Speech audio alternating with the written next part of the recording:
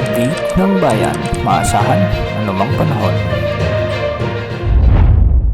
Magandang araw po sa ating lahat. Narito lang ang pinakauling update sa magiging lagay ng ating panahon sa araw na ito at sa mga susunod na araw. Sa kasalukuyan ay nagbabalik ang mainit na easterlies o ito yung mainit na hangin nagmumula sa karagatang Pasipiko at nakakaapekto ito ngayon sa bahagi ng Southern Luzon, Visayas at Mindanao. Ang easterlies ay nagdadala ng mainit at mahalumigmig na hangin papasok sa ating kapuluan kaya nagiging sanhi ito ng maalinsangang panahon at pagbuo ng mga kaulapan na maaring magdulot ng mga panakanakang pagulan lalo na ngayong hapon at gabi.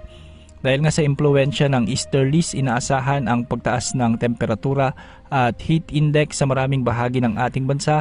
Ngayong panahon ng Holy Week, mas mararamdaman ang matinding init lalo na tuwing tanghali hanggang hapon.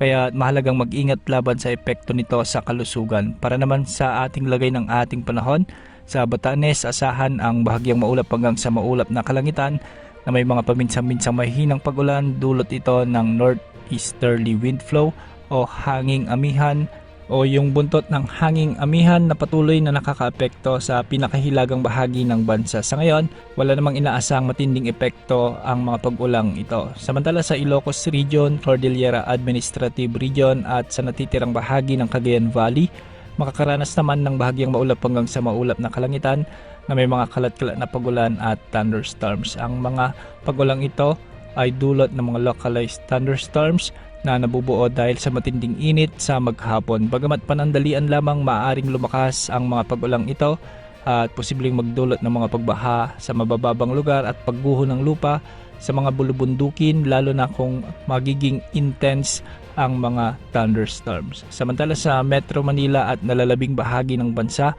kabilang na ang Southern Luzon, Visayas at Mindanao, asahan din ang bahagyang maulap hanggang sa maulap na kalangitan na may mga isolated rain showers and thunderstorms. Dulot pa rin ito ng easterlies. Karaniwan itong nararanasan sa hapon at gabi kung saan maaring makaranas ng mga biglaang pagbuhos ng ulan, pagkulog at pagkidlat. Dahil dito pinapayuhan ang publiko na maging alerto sa posibleng epekto ng thunderstorms gaya ng flash floods o biglaang pagbaha lalo na sa mga urban at mabababang lugar at landslides o pagguho ng lupa sa mga bulubundukin at landslide prone areas. Posible ring makaranas ng malalakas na hangin sa kasagsagan ng thunderstorms kaya iwasan ang paglabas kung hindi kinakailangan sa ganitong kondisyon.